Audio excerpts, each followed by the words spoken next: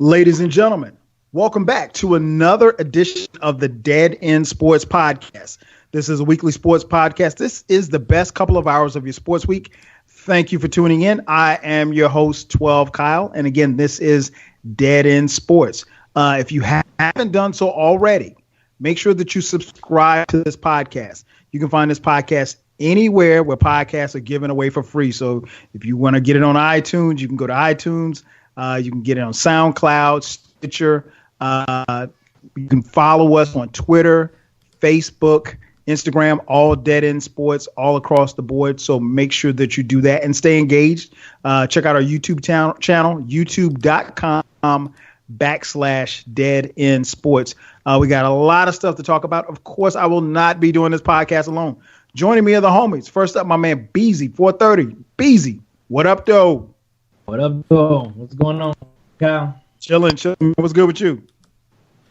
Chilling. Still kind of getting back into swinging things for work because I had a nice unexpected off day yesterday, which was cool.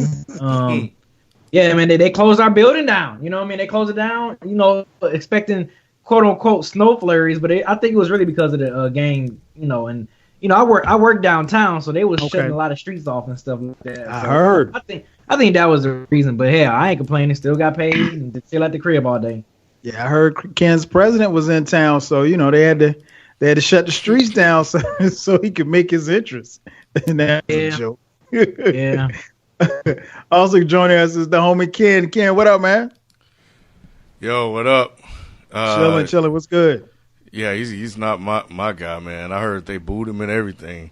Man, so, not only did he get booed, but they showed him when they were singing the national anthem, and he does not know the words to the national anthem. Wow. So the guy who has been critical of NFL players taking a knee doesn't know the words to the national anthem. I mean, I think we all learned the national anthem in second, third grade or something. And this guy, man, I'm not. Let me stop. But yeah, he didn't know the national anthem. Hey, that's y'all boy, man. That's what he do. I know the black national anthem. Oh, we know that. We know that. And the homie FIFO will be joining us momentarily. As I mentioned, we got a lot of stuff to talk about. Going to be football heavy. We'll get some basketball talk in as well. And, of course, we'll wrap it up with one gotta go. First, man, the Wildcard weekend. We just saw some good games. We saw some, a great game, if you will. And we saw a terrible game as well. So let's start right there before we get into the college football talk. I'll start with you. We had 4 games. Tennessee went to Kansas City and got a win. And then we had the Falcons going out to L.A. and putting the beat down on the Rams. Then we saw Buffalo and Jacksonville on Sunday slug it out in a very, very mediocre football game. And then, of course, the thriller, Carolina Panthers going down to New Orleans and losing to Drew Brees and the crew. Of those 4 games, man, anything in particular stood out to you about, each game or just, what stood out in general to you?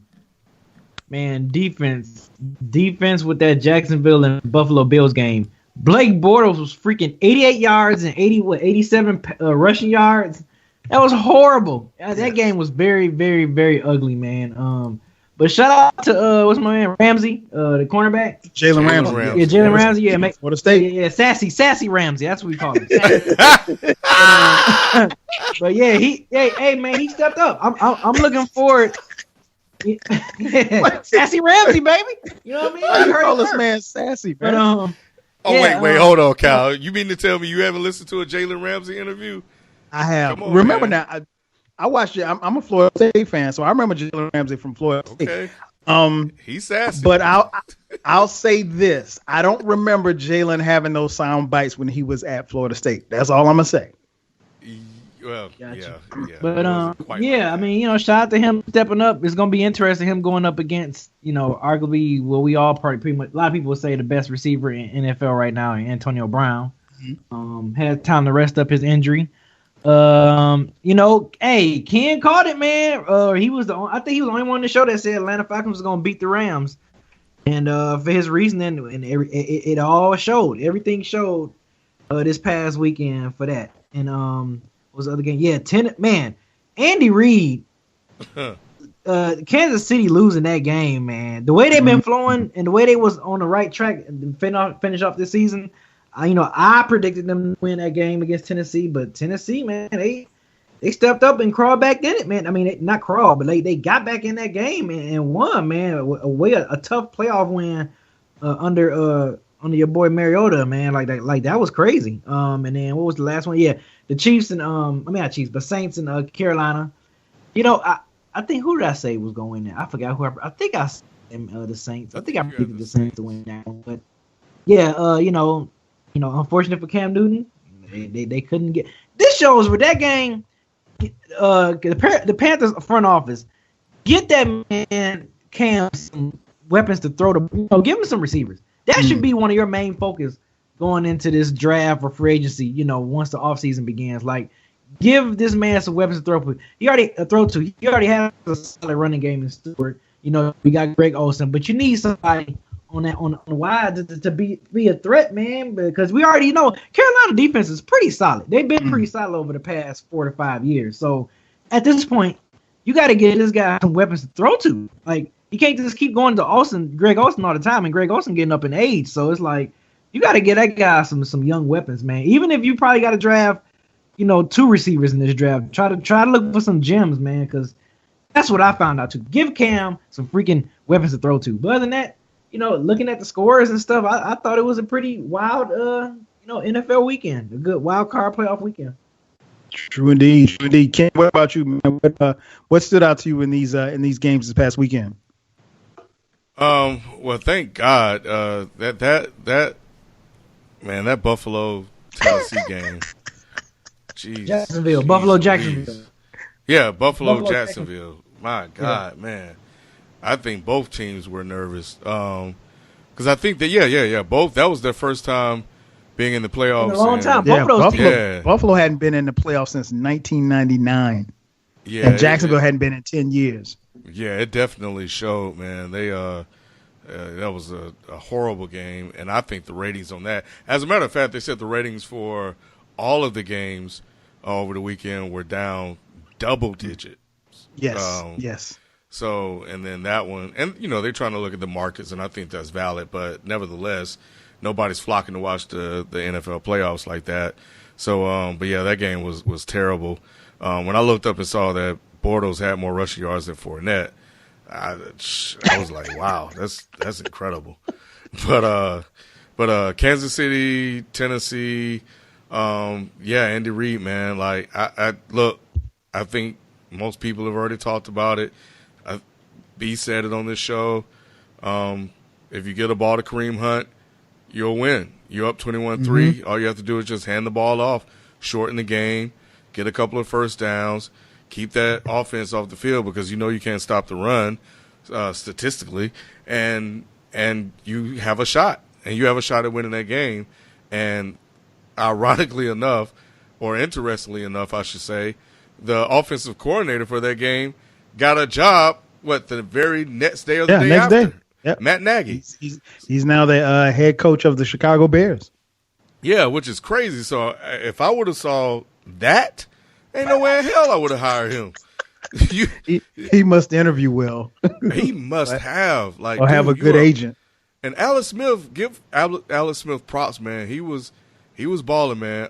Full disclosure, I forgot to say this. I was over my father-in-law, so I did get a chance. I actually did watch 3 of the 4 games on this weekend. Okay. Because I know I told everybody, I protested the regular season, and more than likely I'll probably be over there just hanging out watching the playoffs too. So, but my part of my job is done. But but anyway, we got 89 mil, man. But yeah, man. So that I felt bad for Alex Smith. They didn't deserve that. I felt bad for Kansas City. They did not deserve that at all, and that was a crime. But it was a fluky game, man. Like, if you guys followed the IG, you saw the Mariota touchdown. I posted. Yeah, he threw it to himself. Yeah. So it was just a lot of fluky things that happened. But Matt Nagy, man, he fell on the sword, man, and said he called every play, but I don't believe him. But that's neither here nor there. The Saints-Panthers game was really interesting. Cam played well. I'm with you, B. They're going back to the way they were when they first drafted Cam, where he didn't have any talent. Funchess clearly wasn't ready for the moment because I don't know how in the hell he didn't even try to catch that ball. That was the game. That was the game right there. I like the call that Peyton made to go ahead and win it because I'm like, you got Drew Brees. They can't stop him. It's 4th and 2. Go ahead and win the game right now. And it didn't work out. But I can tell you this much. That was an interception. So they didn't even review that because he didn't have control over the ball, which has been the thing that we've been hearing about all year long. Right. So that was iffy. So there were the intentional grounding call was iffy. So there were some questionable things in that game that went against the Panthers' way and impacted them, their ability to win that game. Because I got to tell you, I thought they were going to win it. When they had that ball and Cam was driving, I was like, oh, this is over. And then, of course, the intentional grounding, and then that was it. That was a wrap. And then the sack on 4th down. But for me, man, what I was really interested in hearing from a lot of people on Monday was their reaction to the Rams and the Falcons. Now, a lot of people are jumping on the Falcons bandwagon and, saying, oh, they look like they're ready to make their run, or they're scary, or they're this, that, and the other. I mean, it still kind of look like the same Falcons. They just played with more poise than them. Sarkisian actually had a good second-half game plan when he ran the ball and they couldn't stop them. And that set up the 2 big plays. Give Matt Ryan props for that touchdown pass to Julio. Yes. That was outstanding. So, and they just made the plays they needed to make to win that game. And defensively, they made the plays they needed to make to win that game because the Rams did march right back down on them. But defensively, they shut Gurley down. I know Gurley had 100 yards, but if you watch the whole game, you'll understand that his impact wasn't really felt. Like, you didn't feel the 100 yards that he had. Those were chunk plays that he got, and they happened like on 1 or 2 series. But look, I think the week before, I think it was week 15, my cousin-in-law or in-law came over, and we were over my father-in-law's, and he said, I got it all mapped out. He said the Panthers can get back to the Super Bowl because all they have to do is beat a young Rams team, beat a Foles-led – the Falcons. Beat a young Rams team, beat a Foles-led Philadelphia team who's a little suspect, and if Case Keenum make it, you face Case Keenum. He said, so those are matchups you can win, and in Minnesota you'll be in a dome. So the defenses are tough, but you've been playing the tough defenses all year long in the division. So once he drew the roadmap, I was like, damn, you know what, you're right. So the first test was to get past the Rams, and they managed to do that. But everybody picking the Rams, everybody jumping on the Rams, the number 1 scoring offense, Sean McVay this, Goff, Ty Gurley, everybody were propping them up and saying how they were going to beat the Falcons, and the Falcons didn't look right. And I didn't hear anybody really comment. As a matter of fact, they rarely even talked about the game. But that's just the way the media go, because I wanted to hear a lot of people walk back their comments on Monday morning. But I think out of all the teams that I saw in the Wildcard matchup, I think the Falcons definitely looked like they played with the most composure, and Breeze was simply flat out on fire. Everybody else, man, they might be getting up out the paint next week. True indeed. Man, you made some great points. I before I even jump into the teams, I want to just kind of piggyback off something you said about the ratings. And I forgot to put it down as far as for something else to talk about. We don't necessarily have to. The ratings did come out, and the ratings are down from last year.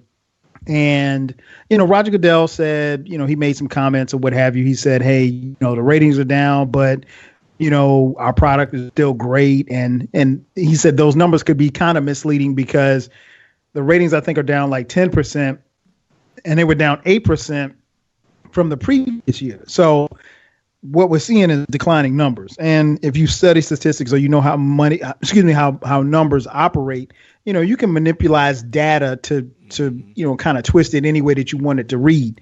I'll say this: while the ratings are down, the NFL is still drawing 18, like a 18 or 19 on the Nielsen rate. That the highest rated program each week is Sunday Night Football. And that's across the board as far as TV is concerned. And then the second highest rated program is Thursday Night Football. So, from a ratings perspective, yeah, the numbers are down, but they're killing it. And I think, okay, let's say if the NFL is doing an 18, a Cleveland Warriors game will probably do like a 10. So it's not, so basketball isn't there per se. But I will say this much, maybe not now, maybe not a year from now, maybe not 5 years from now, but it won't be if this trend continues, and it's far beyond the boycotts as far as, people boycotting because of Kaepernick or boycotting against Kaepernick, whatever the case may be.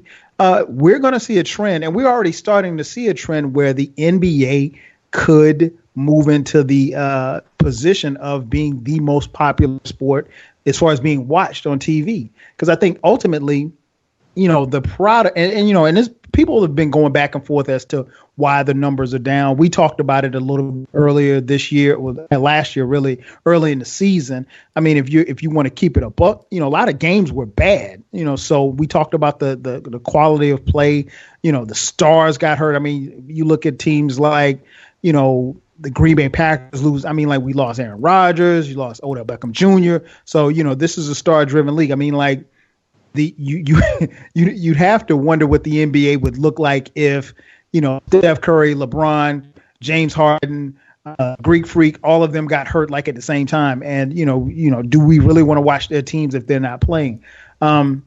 So Kim makes a great point. I think the protests had an effect. Now, Roger Goodell's not going to say that, but it did. And, contrary to a lot of people's belief, I think that there were probably more people boycotting the NFL in favor of Kaepernick as opposed to those who said, well, we're not going to watch it because of the constant protest. Because in a lot of games, there weren't any protests going on. So there weren't any, players taking knees in this past weekend's games or what have you. So that's not the excuse. There's a segment of the population, contrary to popular belief, there's a segment of the population that has not tuned into NFL games in support of Colin Kaepernick. And I think you'll see that trend continue. Now, we'll see how it goes as far as, you get to the next round and you ultimately get to the Super Bowl. But, the numbers are going to be down and the NBA is on the come up. The NBA's ratings are up 25% right now. And NBA ratings normally aren't this high this early in the season. Fans normally start trickling in after NFL season ends. So that's something to keep an eye on. As far as the wildcard games, like you said, and the Tennessee, Kansas City game, I was surprised. Kansas City's up 21-3. I really feel bad for Alex Smith because I think Alex Smith had a great season. I think his time is done. I think they've, all but moved on. Mahomes, the rookie, is probably going to be their guy. I like Andy Reid. I've always liked Andy Reid, but Andy Reid, other than that one run that he had with T.O. that year with Philly, has he really succeeded as a coach in the playoffs? I know they made it to a couple of NFC Championship games, but Andy Reid is highly regarded in NFL circles, and he should be. But this team, that's not a game that you lose. So I'm a little disappointed in Kansas City. But if you guys follow our Instagram page, you saw the hit that Travis Kelce took. I mean, he was out cold. So the game really changed, and that happens when stars go down. The Falcons-Rams game, I was very impressed with the Falcons' defense more than anything else. The Rams came into the game the most high-scoring offense in the NFL, and the Falcons defense has shut him down. The Falcons defense in the second half of the season is only averaging, giving up like right at 16 points a game. So they've been impressive. I'll say this much about the Falcons. If they could, and like Ken said, there's a lot of people jumping on the bandwagon. I don't know if the Falcons have enough to go on, because their inconsistencies come from the offensive coordinator, Steve Sarkisian, not knowing what to call and how to get his players involved. And I think that's something that the former offensive coordinator, now head coach of the San Francisco 49ers, Kyle Shanahan, knew how to do. And I think it's going to take Sarkisian a year to get it done. You know, this Falcons team, I could see them in the NFC Championship game. I don't think they could make it back to I would love to see it happen, but I don't think they're going to make it back to the Super Bowl. But even making it to the playoffs has been a success thus far for the Falcons. So, don't be surprised if and when you see them get knocked out.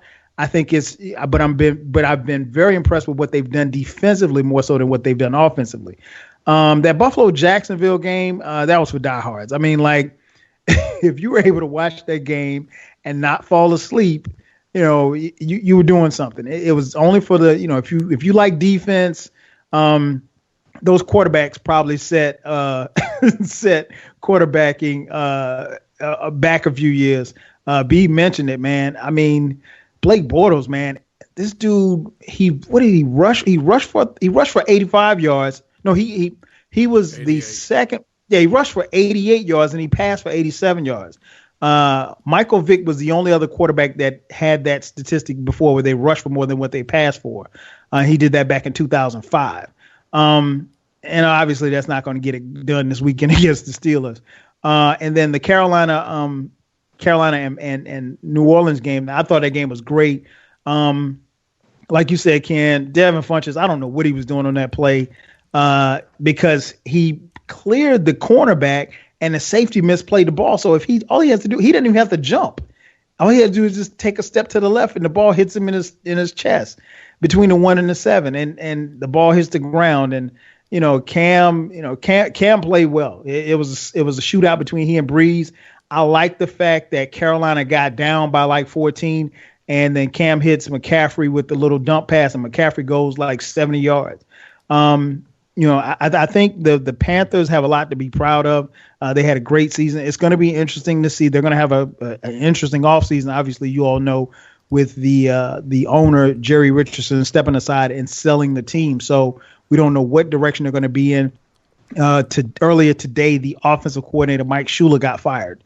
So Cam is going to have a new offensive coordinator coming into next season. So speaking of the Panthers, before we move to the college football, many of you saw the game. You saw what happened in the fourth quarter. Cam Newton goes down. He's trying to avoid a sack. He goes down, uses his arm to kind of prop himself up, and he gets leveled by a defensive lineman for the New Orleans Saints. Immediately he was on the ground. We're thinking, okay, he's got a concussion. Cam gets up, he starts walking over to the sideline, and then he just kind of lays down, and he's clearly in concussion protocol. But lo and behold, 2 minutes later, he goes under the tent. They evaluate him and the word comes back to the network is that he got hit in the eye. And you see Cam on the sideline with some type of ice compression on his eye, and he's back in the game literally in 2 minutes. So the question I have for you guys, it looks like they clearly circumvented the concussion protocol. Ken, I'll start with you, man. What do you think the penalty should be, if there should be a penalty, as far as how the Panthers actually handled this process? I don't think it should be a penalty, and I think they were smart enough to find a way around it if he was indeed concussed. I'm going to lean towards Cam and the story that we're being told, and that it was his eye. I did see him squinting. I don't know if he was squinting. I don't know if he was winking. He was winking all right. Yeah, winking. Just saying, hey, we're going to say it's my eye. Just follow my lead, one or the other. But, nah, man, look, it's the playoffs. He has the whole off season to to heal up. So as soon as I saw it, it looked like he was concussed, but he wasn't doing the Kelsey. So since he wasn't, wobbling when he got up, Right. I thought he was fine until he took the knee when he got to the sideline. But then they explained that, and I was like, oh, okay. Man, it's like, 5 minutes left in that game or so.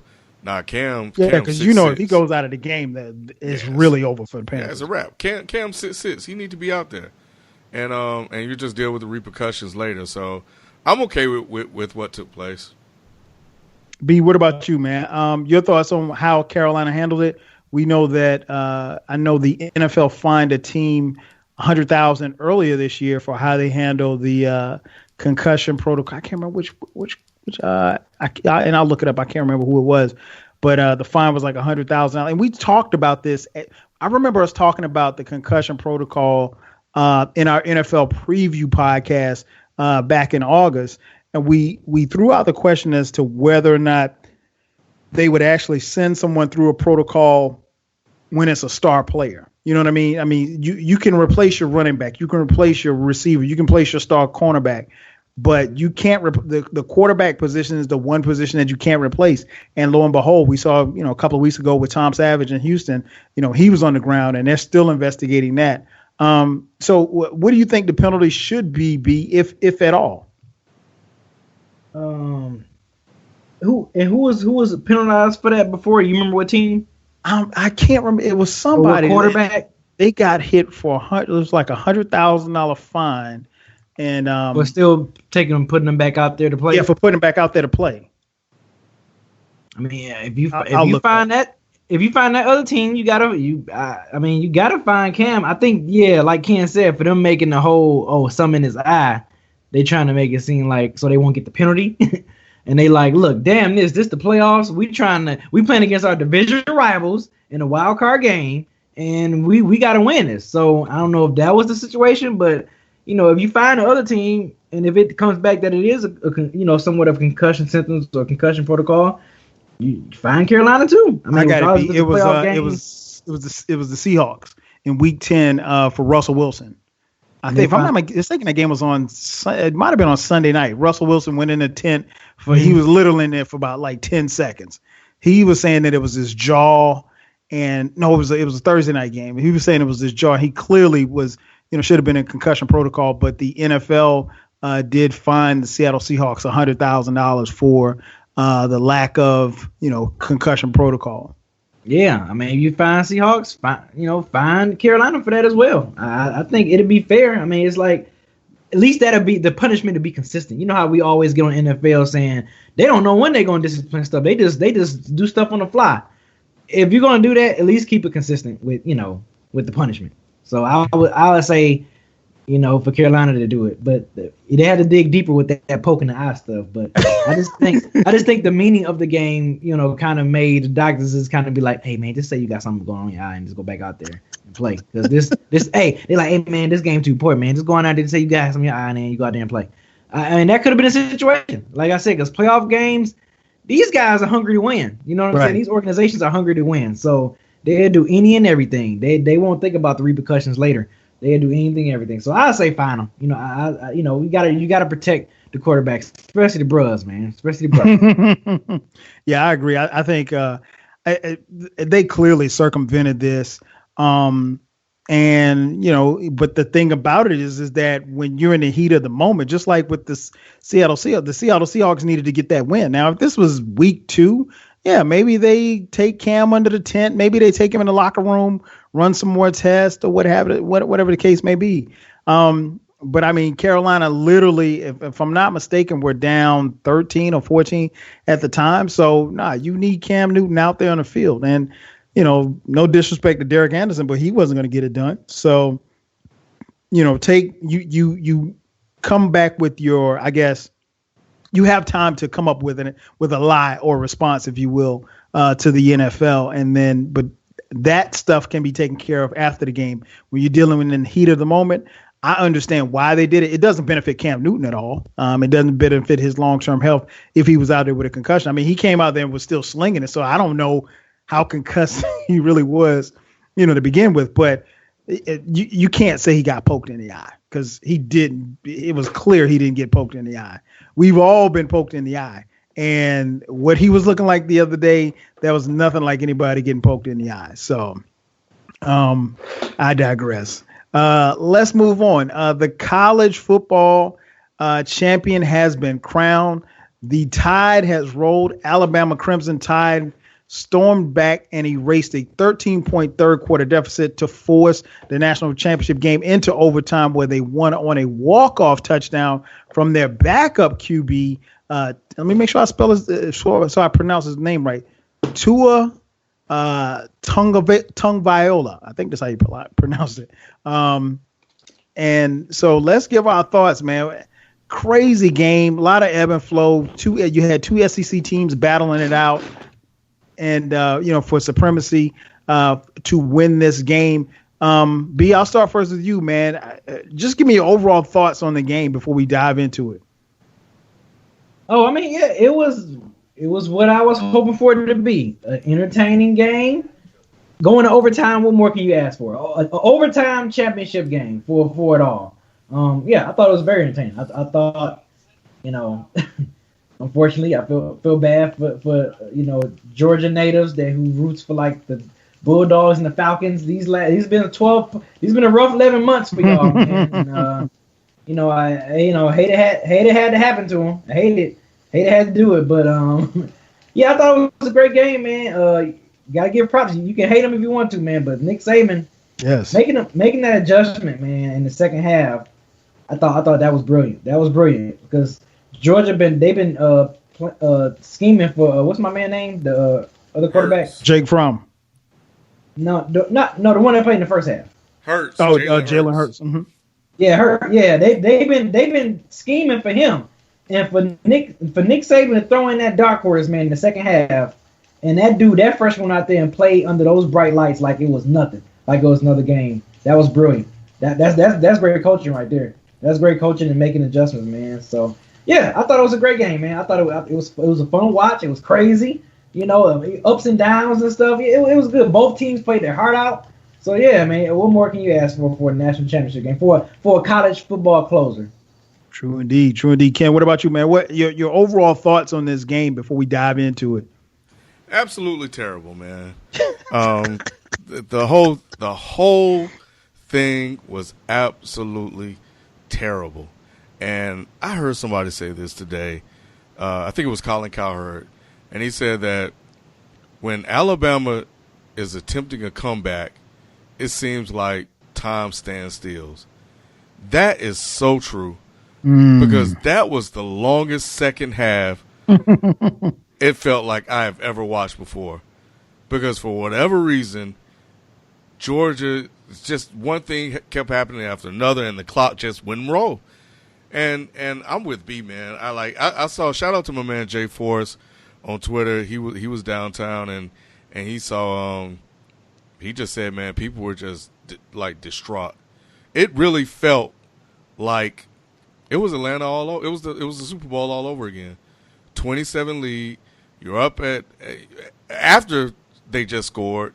You score a big play. You go up 27, and you can't hold on. You get a break with the missed field goal, and then you blow that. It was just awful. It was a terrible game, and I just feel bad for the people in Georgia. I will say that I think Kirby Smart is going to be a problem because he definitely had them boys ready to play, but I'm with B. I'm completely with B. As soon as I saw as soon as the second half started and I saw that they were starting Miguel / Bruno Mars in the second half instead of Jalen Hurts, I knew we were in trouble because, like B said, Kirby hadn't game planned for that at all. And when that boy came out and he tossed that ball down that field and it just barely missed Ridley's hands, I was like, oh, Georgia in trouble. Georgia is in trouble. It's going to be trouble. It's going to be trouble. And it was a lot of trouble for Georgia, man.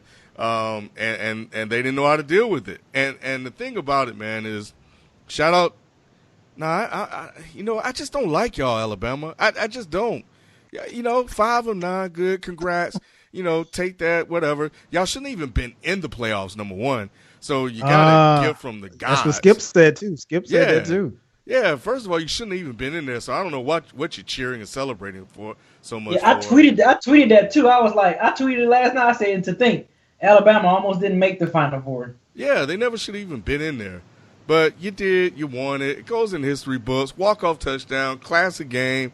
Hoorah, hoorah. Thing about it, man, and I'll end with this, is that watching that kid throw that ball, man, they could probably win the next 2 or 3. And the other thing is, I like the guy. Crazy. Yes, Tua. I like him. It's gonna be hard, man. I need him to transfer because I was like, I like this guy. I don't know. I don't know if I can root for Alabama, but I like him though. I like him, man. He showed a lot of heart. Man, joining us right now, man, is the homie FIFO. FIFO, what up, man? Yo, what it do? Oh, perfect timing, man. You saw it, man. National championship game comes down to the wire. The Alabama Crimson Tide rolled the Georgia Bulldogs in a walk-off touchdown in overtime, man. What's your overall thoughts before we dive into it and get a little deeper? Man, so let me tell y'all the story, man. So this past about 2 weeks, I've been my boss. My boss was out of the business, so I've been taking a lot of responsibility this past weekend, doing hella stuff, hella tired, right? So Monday night comes, trying to watch the game, I knock out. I wake up at halftime. I start watching it. I'm in and out. Okay. I finally wake up, and it's the last play of the game, and I see it happen. And I said, I looked at my fiance, and I said, you can't trust no Georgia team, not a one of them. And then all season, who have I been pushing for when it comes to football in general? The goddamn Falcons. But see, I jumped off that bandwagon early. But I kept this straight for Georgia because I'm like, the talent is there. Yeah, you can ride for Georgia. Offense, defense. Kirby Smart, I really like him. Obviously, he's a Nick Saban disciple. He knows what he's doing, and he's bringing in the number 1 recruiting class next year with the number 1 quarterback and a top 5 defensive player. Like Georgia is truly a powerhouse. So I'm watching this when I finally wake up, and I see him look off the safety, and he just throw that thing, and that thing was beautiful. And when it hit, my heart sank. And I'm not a Georgia fan at all. So I could only imagine how all of these purebred Georgia Bulldog fans are feeling right now. Trust me, I feel for you. But unfortunately, y'all believe in a Georgia team. And that's where y'all messing up. Because, I'm just, even though I know UGA is going to be formidable next year, like they're obviously, because they're bringing back guys, they have the number 1 class coming in. I get it, but I'm not buying any stock. I can't be invested no more with no Georgia team, man. I can't do it. I've gone against the grain last year. I went against the grain this year, or in 2017. I'm not doing it no more, man. I'm not for my sanity. You know what I'm saying? I can't do it. I can't do it, man. You know what, FIFO? And here's the thing, man. I jumped off the bandwagon. Like, after Mark Richt just let me down so many years, back in the late 2000s or something, right around the early 2000s, whenever, I was like, you know what, I'm done. Forget it. I'm moving on. And for whatever reason, they sucked me right back in. and I was like, you know what? Kirby Smart, Nick Saban disciple. He know his moves. 11-0. That streak got to end at some point. Up 27, and then just like that, like Kyle said in the text thread, he went Mark Richt on us, and it's like that. You're not supposed to do that. That's why you're here. Yeah. I'm off. He went straight Mark Richt. My general thought. First of all, I thought it was a great game. I think Alabama you gotta, and I know Ken don't want to hear me say this, but you gotta tip your hat to Nick Saban. Now, Saban is going to get a lot of credit for putting the Hawaiian in. I'm gonna call him Hawaiian because I don't want to butcher his name again. He's gonna get a lot of credit for putting, Tua. Okay, let's call him Tua because I can't pronounce his last name. And I've looked at a video of how to pronounce his last name 2 times before we started this podcast. I still messed it up. But so Tua, and it was funny because I was texting with one of my boys who is a diehard Alabama fan, and he kept telling me, he said, "Man, we need to put Tua in." He's like, "Hurts is not going to get it done tonight. Hurts is not going to get it done tonight."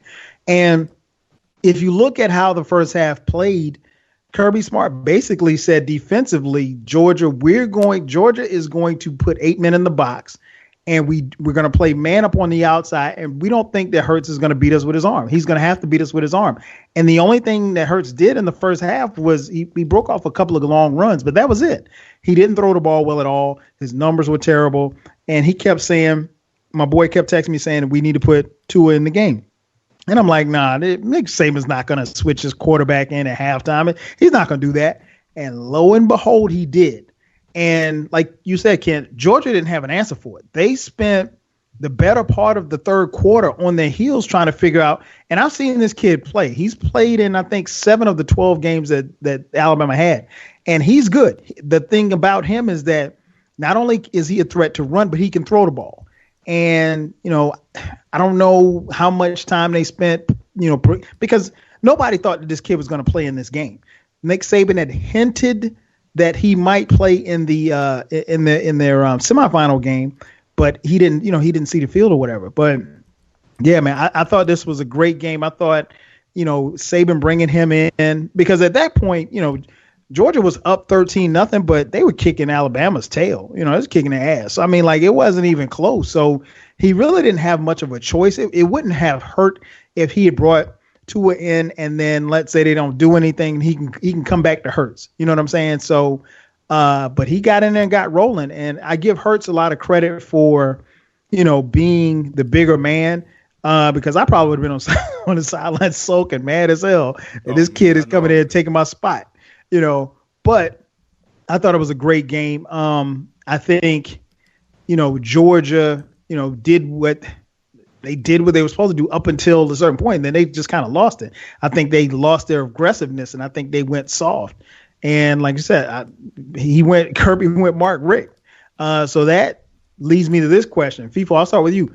Did Georgia blow the game, or did Alabama take the victory from them? Man, when you win like that, you take the game. But the kicker missed he missed 2 chip shots. That's true. Look, things have to go your way, and obviously, if you miss two chip shots like that, okay, you can make the argument that you gave them the game, right? You gave Alabama the opportunity, but Buddy, the Hawaiian, I'm with you, Kyle. He still got to make that throw. Yeah. It's not like they was in the red zone, right? We trying to make like a 5-10 yard play. Like, this was 60, 70 yards. You know what I'm saying? Like the ball was up there for a minute. Yeah. I think when you have to make a play like that to win the game, regardless of what happened before that, you took the game. Because that's the only way you can win. So to me, I feel like Bama took that game. Okay. What about you, B? Did Alabama take the victory from Georgia, or did Georgia give it away and blow the game? Oh, man. I say Georgia, they blew it. Well, it's almost a little bit of both because of the adjustments that Alabama made. They went to take it. But Georgia, man, after you sack them, you got to protect that end zone. You should have more guys dropping back after you got that huge sack, man. But yeah, I say Georgia lost it, man. I feel like Kirby started playing he tried to play too safe. Like, he was playing too safe, man. Like, so I would say Georgia lost it more so than Alabama taking it. What about you, Ken? Did Alabama take this from Georgia as far as the victory, or did Georgia blow it and give it away? Man, there you go, B, man. Call it what it is, man. They blew that game. You were basically gifted this game. A chip shot field goal, and he not only just barely missed it, like he shanked the heck out of that ball. And you Look know like what? my golf shot. Hey, and I was telling my father-in-law, I said, that brother shouldn't have been over there talking to that kicker before he stepped on the field. The brother jinxed him. Yeah, Dwayne Harris. I think that's his name. He should have Oh, left yeah, that that's man running alone. back. Yeah. Yeah, he should have left that man alone. Talking about, you got this. Nah, he ain't got nothing. Nah, and the thing is, B, they did have the safeties back. First of all, what's that guy's name? Patrick, I think the cornerback, he had been getting cooked all night. So I'm not surprised he got beat. But a senior safety should not be playing in the middle of the field and get caught like that. But there were a multitude of opportunities Georgia had to win this game. Let's go through them. First of all, let's start with the block punt that was a false start that they was called offsides. Never should have happened. So they get the ball back on the punt. What about the missed face mask / horse collar that they missed? Okay, so all right, fine, you missed it. All right, so Georgia get the ball back again. What about when they called a run option for the quarterback? Fromm go out to the right, he gets tackled, and then the defender gets up and push his head down aggressively and walk off the field. And it wasn't like a tap, like he Mushed him. violently pushed him. That should have been a personal foul. So that should have been 15 yards. Let's look at another play. How about the first touchdown they scored when they had 3 Georgia defenders around Tua and nobody got him down, trying to hit him instead of tackle. And he ends up picking the first down, and then they scored the touchdown. Oh, I'll give you another one. How about the interception when Tua got mixed up on one of the plays, and he thought they were doing a pass, and they thought they were doing a run? He threw an interception, and then instead of running the ball, Kirby Smart decided to call a pass play, and they give the ball right back when you were up 27. Everything is going your way. But you know what? That's all in the third quarter. How about the fourth quarter when he did get conservative? Let's talk about the wild dog. You run 2 wild dog plays, wild dog plays on one series, and you got nothing. You didn't get anything on the first play, and then on the third down play, you run it again when Sony Michel is carving. Sony Michel is not only getting big yardage, but he's getting tough yardage. Nick Chubb couldn't do anything, but Michel had it going. And last but not least, the countless number of drop balls that they had, and that was just in the first half. But, yeah, everything that I just detailed out is exactly how Georgia blew the game. If all of that stuff go away, and if was the fifth, we'll all be drunk, as the saying goes, then Georgia should win that game. But they had it, and Alabama they got the breaks, and that's how you win 5 of 9 championships. Man, I couldn't agree more. I think for me, man, Georgia blew it. They had opportunities. I go back to, what you just said, Ken. You go back to the that point in the fourth quarter where Tua is making plays, and then he makes a freshman mistake. He throws in the coverage and gets picked off, right? And so you're Georgia, you're up by, I think they're up by 13 at this particular time. I think they're up by 10 at this point. And the next play, Fromm drops back. I don't know why you're having Fromm throw the ball, but Fromm drops back and he throws the ball and it bounces off somebody's helmet, and Alabama gets the ball back right back on the next play. So, momentum shifts like that, I think are really killers. And I tweeted out, one of these freshmen are going to make mistakes. They're going to make a crucial mistake. And that both were crucial mistakes on those interceptions. But then I fast forward to the overtime period, and Fromm takes a sack. In that situation, you cannot take a sack. Fromm takes a sack in overtime. They line up. The kicker with the glasses comes out there. He nails a 51-yarder. Boom, no problem. And then Tua comes out, and he takes a sack. Bad sack. You can't afford to take that sack. And so you're thinking, and Georgia's thinking in their minds, well, hell, we just saw this kicker miss the 36-yarder. If we can just hold it, 2nd and 26, if we can just hold him, he's not going to make a field goal to tie it and send it into a second overtime, because if he can't make a 36-yarder, he's damn sure not going to be able to make a 50-yarder. And they're in a cover 2 on the game-winning touchdown. They're in a cover 2, and the safety, I don't know what he was looking at, the safety on the hash. If you watch the field angle, he doesn't get his drop on his half. So you're in a 2 deep zone. Both safeties have to be in their zone. He never got to his zone, and he looked at the quarterback Tua the whole time. And like FIFO said, he looked him off perfectly. He looked like a veteran. He looked him off, and he does not. If you watch the clip of the touchdown, he does not look at the receiver that he's throwing the ball to, another true freshman, until the ball leaves his hand. That's because he knew that he was going to get man coverage. I mean, he knew where that safety was, that he knew once that cornerback released him, his receiver was going to be wide open, and he was. And so it was a great pass by Tua. And, Georgia had their opportunities. I mean, you have a kicker blow a kick like that just to even send it in overtime. And so, while I feel I'm a Florida State fan, so I don't care one way or the other. But I do feel for the Georgia players because they play their hearts out. But you blew that game. And so the last question I have, and FIFO have already touched on it. You can add more if you want, FIFO. And I'll start first with UB. Can you trust Georgia teams? Because as soon as this game ended, we started seeing the memes, the Falcons, and, of course, they blew their 25-point lead in the Super Bowl, and then Georgia blows this 13-point lead in the third quarter. And, it's well documented that the Braves have, the Braves have one title in 14 years or something like that of their dominance of winning, their division, but not winning a World Series. The Hawks, man, ain't much I can say about the Hawks. The Hawks had the best record in the Eastern Conference a couple of years ago and got swept by LeBron and the crew. B, can you trust the Georgia team? No. Hell no. You can't trust them. You know what I'm saying? No rings, no ships from only the Braves and what, that 95? Yeah, that was 90. I think something like that. Yeah. Was in 1980. So 1980. No, you can't trust them, man. You can't trust them. It's unfortunate. I know they wish that most Atlanta teams or Georgia teams in general had more dubs and more championships and more banners to hang. But no, I don't trust them. Do not trust them.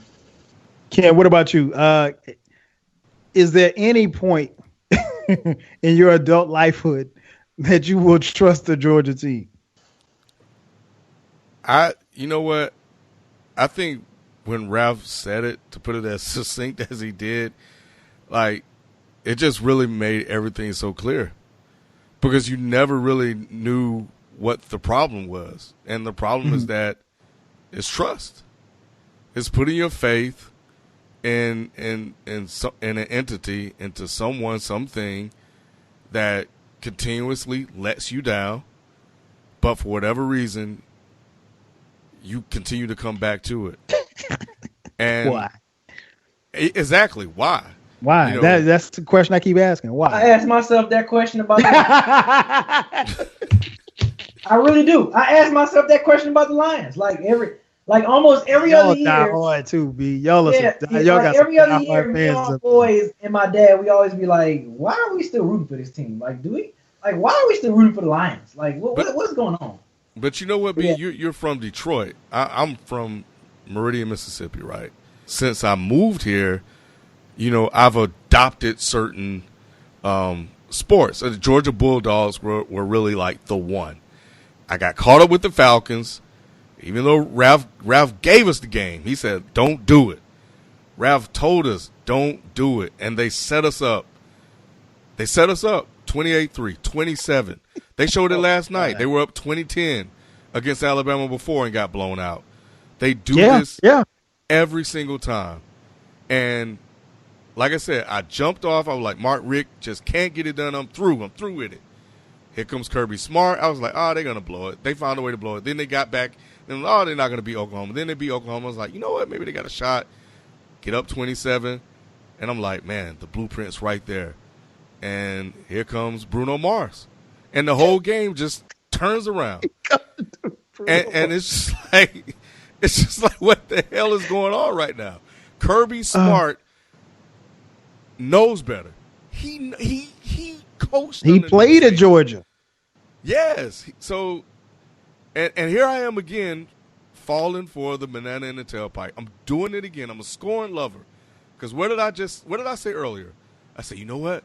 man, Kirby Smart, Rap said he got the #1 recruiting class coming back next year. Yeah, They're yeah. already they're ranked loaded. third. They're loaded next year. Yeah, and I'm like, man, you know what? Kirby Smart, man, he got him this far.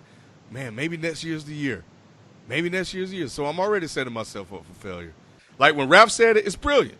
It's brilliant. Yeah. And you heard it here first, originated here first on Dead End Sports, out of the mouth of FIFO.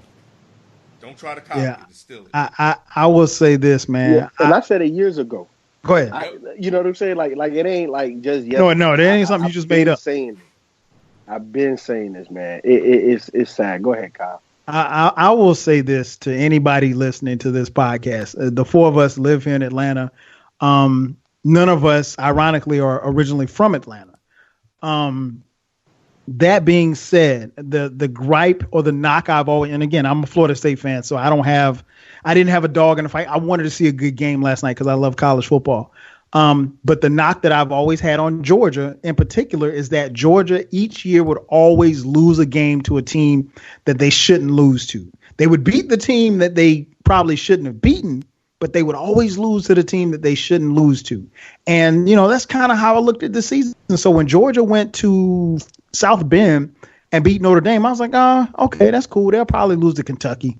You know what I'm saying? I really, to be honest, Georgia really wasn't on my radar until maybe about week 9 or 10, even though they were, in the top 5 at that point. I figured that Georgia would lose at some point because that's who they are. And again, I agree with FIFO. Now, there's a caveat to this because I am a Falcons fan. But in saying that, I learned a very important lesson last year. Here's when you can write this down. Here's when you can trust a team from Georgia.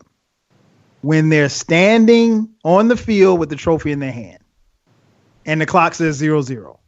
Until then, you can't trust them. I give you one better, Kyle. The only way that you could trust Georgia, if Georgia Tech playing UGA, Georgia State playing Georgia Tech. Like if it's 2 Georgia teams, then you can trust the Georgia team. Yeah, then you can trust. If there's only one of them teams, then you can trust. You can't trust. Yeah, so even like the Falcons, I'm optimistic that the Falcons can play well in the play. They've already played well in the playoffs.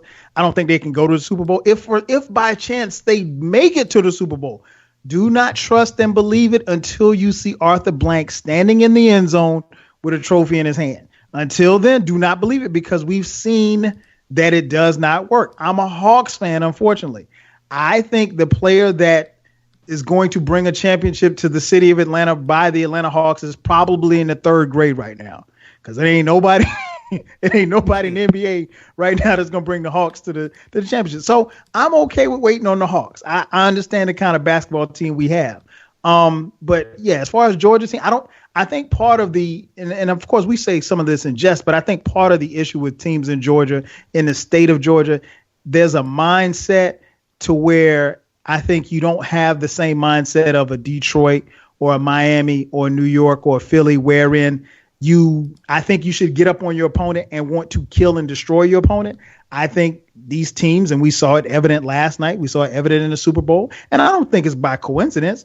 You get up on a team and you relax and you get cool and you get comfortable. But you can't sit on a 10-point lead or a 13-point lead in the 3rd quarter in a football game. You can't sit on a 25. Now, conventional wisdom will tell you if you're up by 25 in the 3rd quarter, you probably shouldn't lose the game. The odds are in your favor to win the game.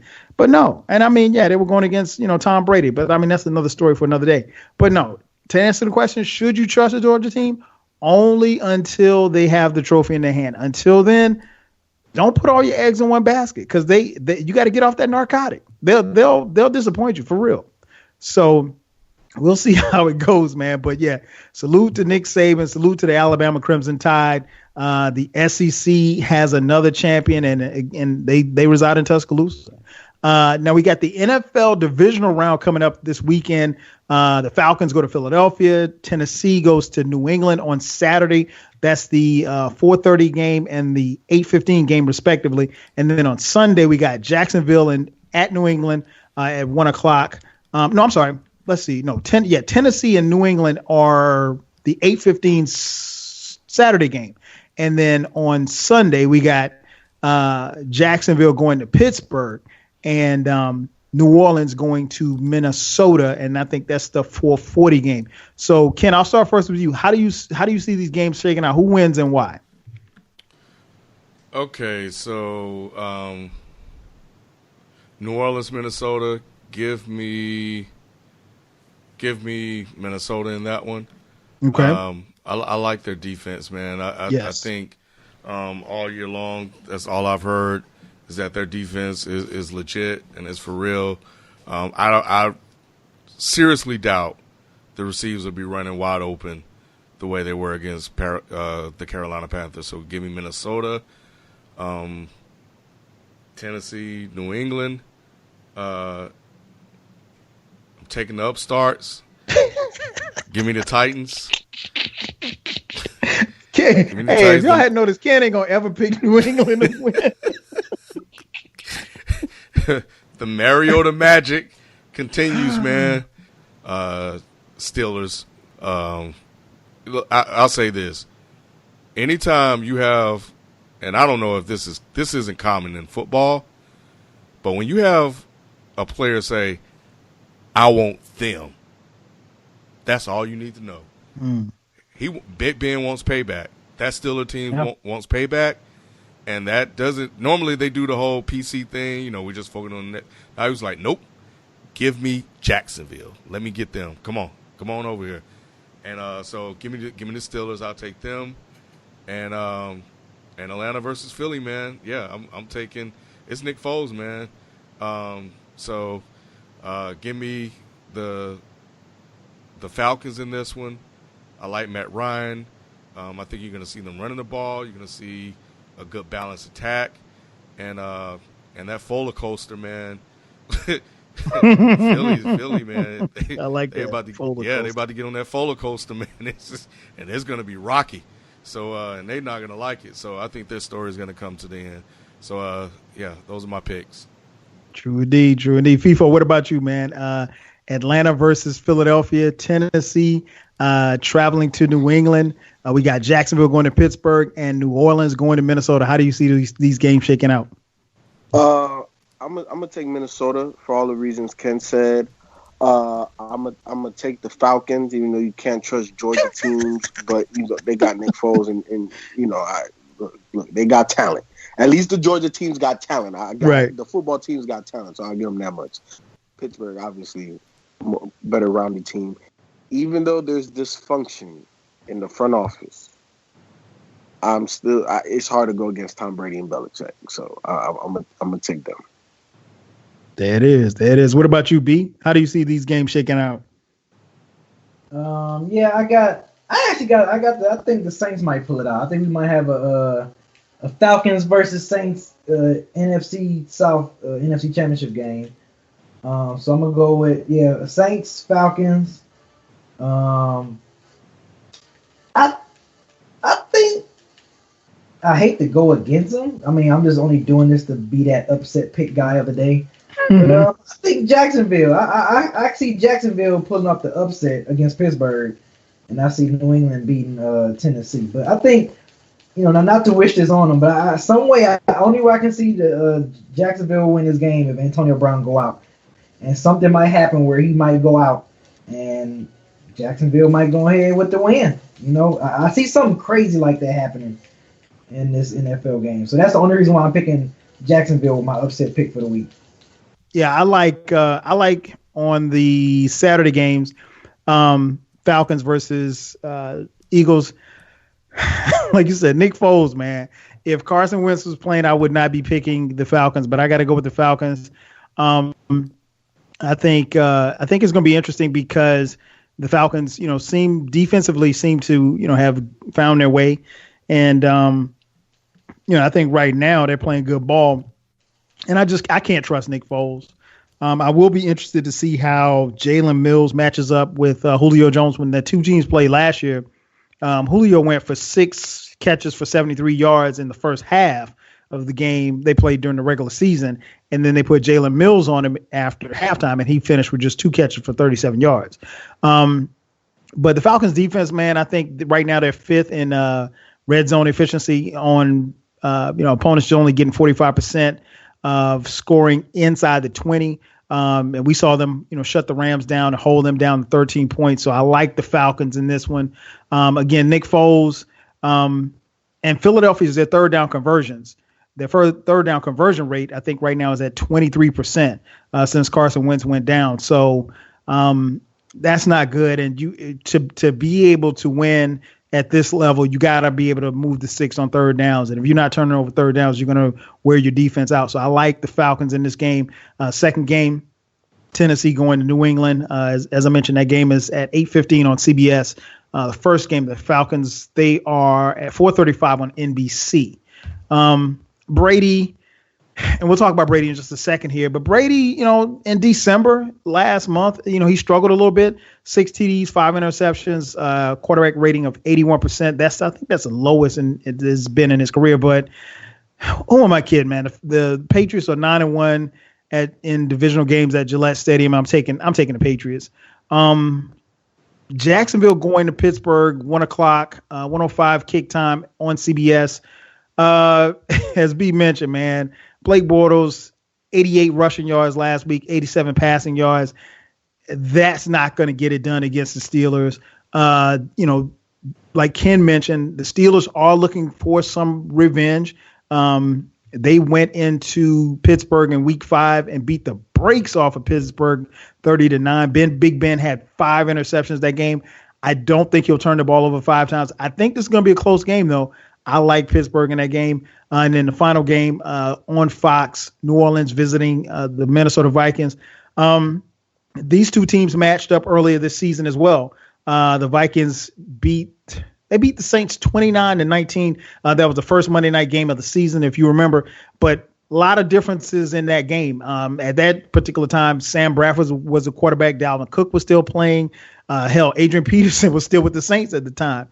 So the Saints had not found their 1-2 punch in Alvin Kamara and Mark Ingram at the time. So in that particular game, man, the Saints, the Vikings lit them up for 470 yards. But the Saints defense is playing much better. I like the Vikings in a close one this time. This one probably is going to come down to a field goal. I'm interested to see if Case Keenum can still be the Case Keenum that he's been thus far. But yeah, I like the Vikings at home, and US Bank Stadium will be rocking. So there are our predictions. As I mentioned, man, Tom Brady made the news, made headlines. This past week, ESPN published a huge article that shed some light on some dysfunction that's going on in the Patriots front office. Among other things, owner Bob Kraft and Bill Belichick, the head coach, don't see eye to eye, or did not see eye to eye, with the trading of backup quarterback Jimmy Garoppolo. He was traded to the 49ers. Word on the street and from the article says that Belichick wanted to keep Jimmy Garoppolo. He wanted to keep Jimmy G there, and he wanted Jimmy G to be Tom Brady's successor. Of course, now we all know Bob Kraft loves Tom Brady. He loves Tom Brady's dirty draws. And so he really believes Tom Brady in the fact, and Tom Brady thinks that even at the age of 40, that he can play another 5 years. The article insinuates that Brady had Garoppolo traded. Brady, of course, has refuted that claim. But Bill Belichick also was, in hot water, if you will, with Brady and Bob Kraft for firing Tom Brady's personal trainer, Alex Guerrero, who used to be on the sidelines and it went as far as treating other players and stuff like that. So it's a lot of drama going on. So with all of that going on, the article basically ends up by saying that this is likely to be the last run for these three gentlemen, and Brady, Belichick, and Kraft. Now, we know Kraft's not going anywhere, but it seems to suggest that Bill Belichick could possibly be spending his last year in New England. B, do you see a situation where Belichick could possibly step away at the end of this season? Yeah, especially if they win a Super Bowl. If they mess around and win a Super Bowl this year, I can see Belichick, getting away from the situation on a somewhat good note, winning it all, and then just leaving out into the sunset. I don't know if Bill Belichick, if he leaves Patriots, will he be retired for good, or he just go to another organization? But yeah, I can see him. I can see Bill. Like I said, especially if they win. If they don't win it, look forward to a lot of offseason NFL drama because this is gonna be like another like a almost LeBron-esque type off drama, with this going on with Bill Belichick, Tom Brady, and Robert Kraft. So, but yeah, I'll just say if they win the Super Bowl, yeah, I think he's gonna hang it up. I think he's gonna like either retire or leave the organization as a whole. Okay, FIFO. What about you, man? This is what we've known, man, for the better part of the last 15 years. Brady, Belichick, and Robert Kraft. Could you see this situation bubbling to the point where Belichick is not there next season? Yeah, it's a wrap. It was a wrap once they traded Jimmy G, mainly because we know Belichick to be the one coach in NFL history, at least for the time frame that I've been watching the NFL, to take who is that and turn him into a household name. He did that with Tom Brady. I think he was going to do that with Jimmy G. Who's the Malcolm Butler? Like a whole host of guys that they're supposed to not be anything, and he turns them into Super Bowl poised, experienced champions. It's so ridiculously crazy. So here's the thing: I think the key component is Robert Kraft. Obviously, he's not going anywhere, and this is a Kobe Shaq type of situation. He made his choice. Tom Brady will be a Patriot next year. Bill Belichick will be in the NFL next year. He just won't be coaching the New England Patriots. Where he goes, we don't know. But I put it to you like this: if I'm the Browns, it don't matter. I don't care who I just signed. Bill, what do you want? Do you want to be the GM, the president, the part of the owner, head coach, defensive coordinator? What do you want? You can have it. Because there's certain organizations in the NFL that just have not won, and if you bring Bill Belichick on, instant credibility. So that's how. Look, he's arguably the best coach in NFL history. There's no way he's out of the NFL next year, especially if they win the Super Bowl. If they win the Super Bowl, Bill Belichick is going to do everything in his power to show that it wasn't Tom Brady, that it's all him. And I think he could take his show on the road. I think that the pressure is going to be on Tom Brady because he's only known Bill Belichick. You don't know nothing else. So how are you going to acclimate yourself to a new situation, a new regime? You're already at the end of your career. The owner is on your jock. What happens if he brings in another coach and then you look like the 7th round draft pick you once were? What then? You know what I'm saying? What do we make of the Patriots? How much credibility does that give Bill Belichick at that point? So a lot of questions to be asked. And you heard it here first. I don't have no insiders, but I'm typically right when it comes to movement and stuff like that. I told y'all about KD. Bill Belichick is going to be in the NFL, but not coaching for the New England Patriots. It's simple as that. And there's going to any team without a Sean Payton or an established, Pete Carroll, a guy like that. They are going. You better try to go get Bill Belichick, Browns. You better, or else you're gonna be a crappy franchise for the rest of your sorry days. But with all that being said, I'm interested. I think that alone is gonna at least boost the ratings next year somewhat. Oh yeah, drama always sells. I'm in total agreement with that. Not FIFO. Ken, what about you, man? It looks like the evil empire is coming to possibly to an end, man. The Jimmy G trade seems to have blown up in their face. It didn't help the fact that Jimmy Garoppolo went to San Francisco, and I don't know if they lost any games that he started. Nope. Oh wow. So the 49ers clearly look like they have their quarterback of the future and someone to build around. And meanwhile, while the Patriots have, again, a 40-year-old quarterback who is arguably the greatest of all time, he is 40 years old. Father Time catches up with everyone. Do you see a situation where we could possibly be looking at next season without Bill Belichick roaming the sidelines for the New England Patriots? Well, first and foremost, I'd like to thank my Lord and Savior above for allowing this moment to happen. It's been a long time coming. Thank God. I read this story. I was actually about to go to sleep one night, and it broke like late that morning. And I read this thing from start to finish, and I was just all caught up, man. And I ate it up. It was great. It was fantastic. I want to pick up where Ralph with something Ralph said, and to answer the question, I do believe he will be gone.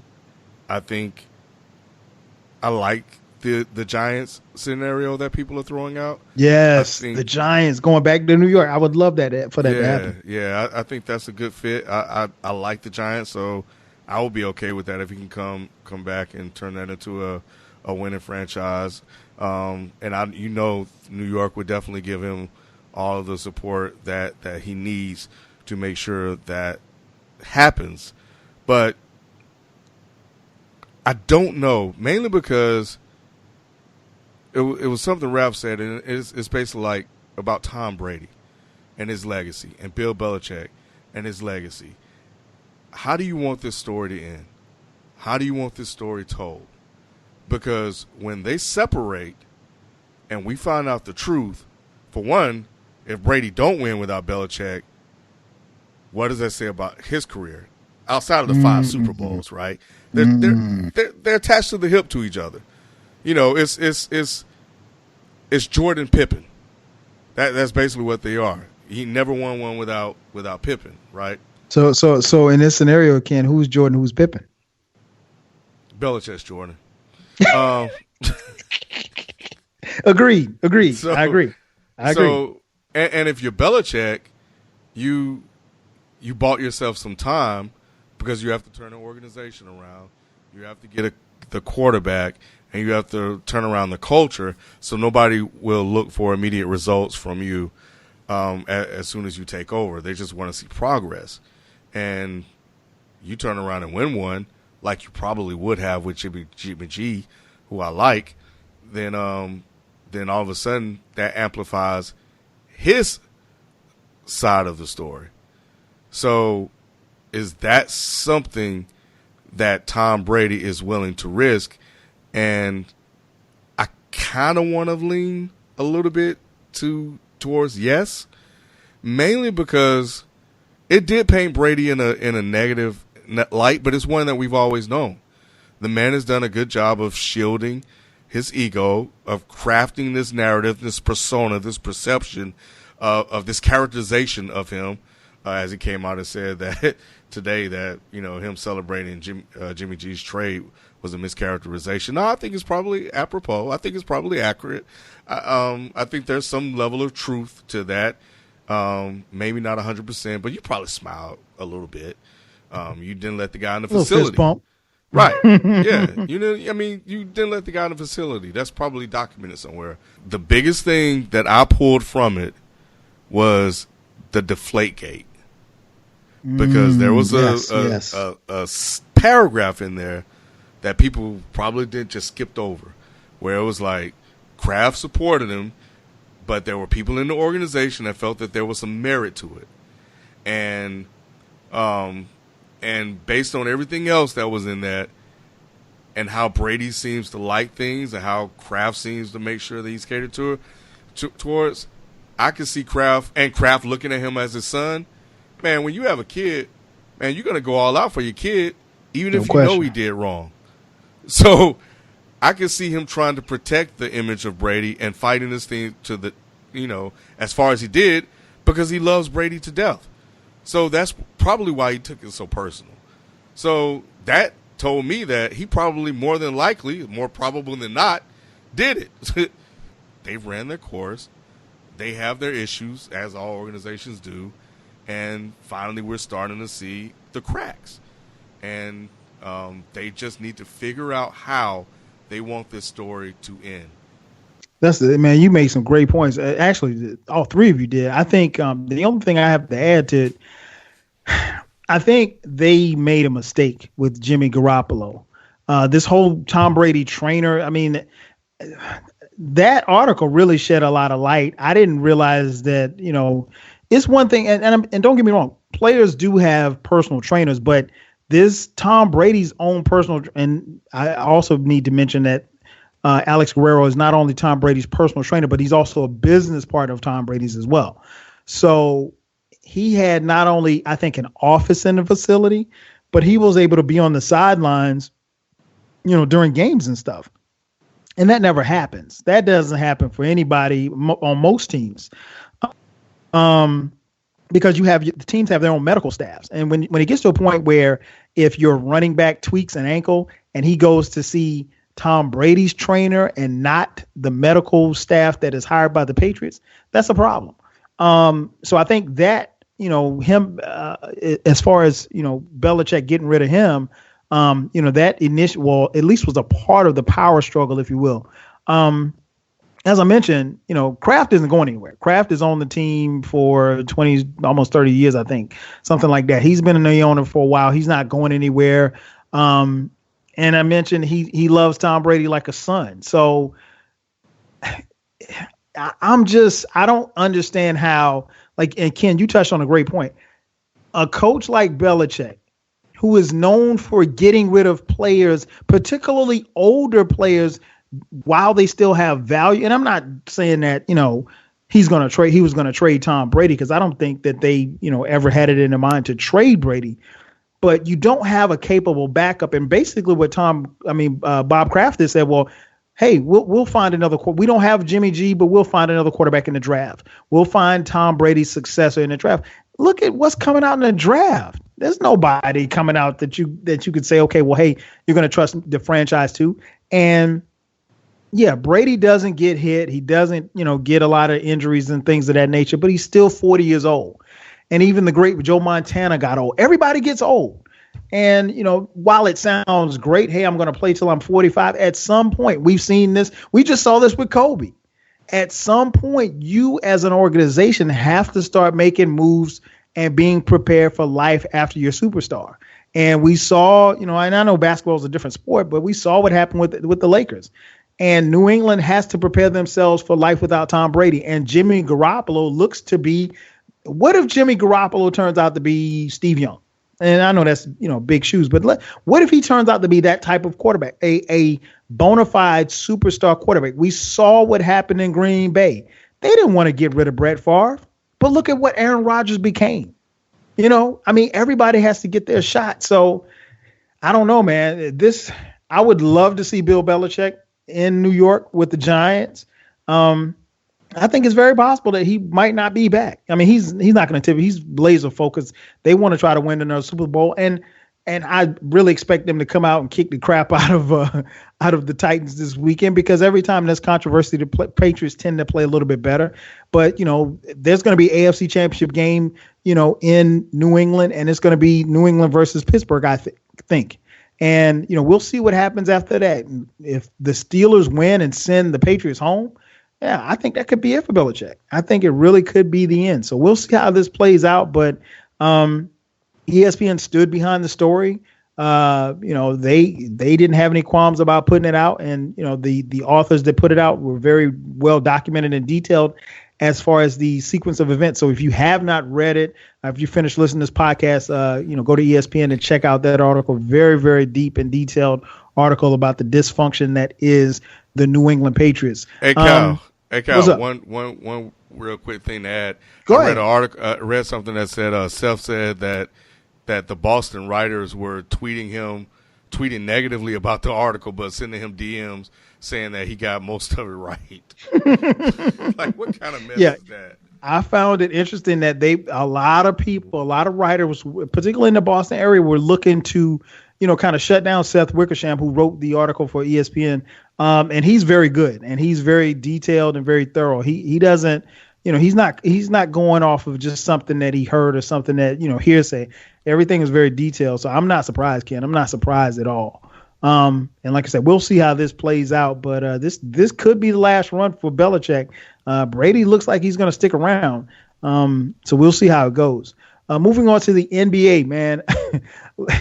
I don't know how many times we've got on this podcast and talked about LaVar Ball. I thought the last time that we talked about LaVar Ball, that would be the last time that we talked about LaVar Ball. Lo and behold, it is not the last time that we've going to be talking about LaVar Ball. In case you missed it, LaVar Ball is back in the news. LaVar Ball was interviewed by ESPN, and this is what he had to say.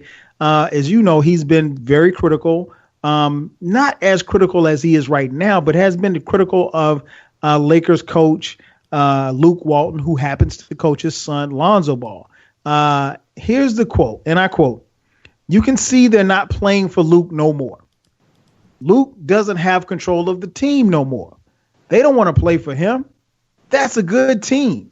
Nobody wants to play for him. I can see it. No high fives when they come out of the game. People don't know when they're in the game. He's too young. He's too young. He ain't connecting with them no more. You can look at every player. He's not connecting with one player." Close quote. And that was my LaVar Ball impression. Say it like that too. So obviously that drew the ire of a lot of people. Now, Luke Walton made fun of it, saying that, he didn't pay attention to what LaVar Ball has to say. But, ESPN was blasted for even interviewing LaVar Ball. Rick Carlisle, Fred Hoiberg, Stan Van Gundy, even Jeff Van Gundy, all criticized the network for interviewing LaVar. Not LaVar for what he had to say, but they criticized ESPN for basically giving him a platform. So my question is, as far as the Lakers are concerned, there's a guy at the top of the Laker food chain, a guy by the name of Magic Johnson. Should he get involved? Should he say something? Ken, what's your take on this? Because LaVar has been popping off. We thought with the other ball boys going to Lithuania to play basketball that we probably wouldn't hear as much from LaVar. But LaVar is still connected to what's going on with his sons overseas and what's going on with this Laker team. And, here he is again popping off, man. What's your take on this? Man, I honestly don't know, man, because I don't know what it is that they can do. They knew who they were getting in bed with. This is who he is. And they decided to build their franchise around Lonzo Ball. They felt that he was going to be Magic Johnson, turn the franchise around, and that they were a strong enough organization to deal with this sort of thing. And as long as outlets like ESPN continues to give him a place to express himself and say this stuff, and they're going to publish it, then he's going to keep saying it. So to me at this point, it's on Lonzo. But Lonzo's not going to say anything. Lonzo can, unless he gets real serious in that locker room. And we saw man, you ain't going to say that to your daddy? Right. But he's in a locker room with some grown men.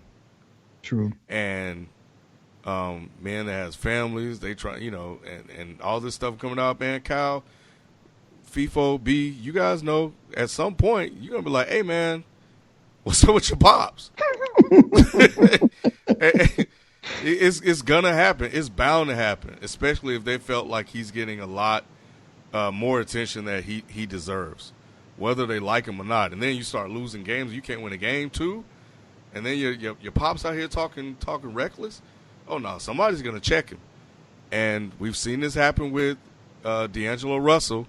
And D'Angelo Russell is, average to above average player? Maybe we can say above average player right now that we've seen him in Brooklyn. What happens when Lonzo turns out to be the same? And he doesn't turn out to be that guy.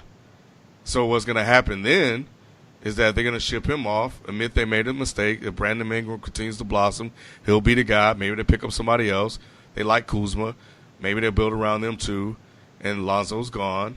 And then what happens after that is it's not Lonzo's fault he failed. Mm-hmm. It's damn sure isn't LaVar Ball's fault he's failed.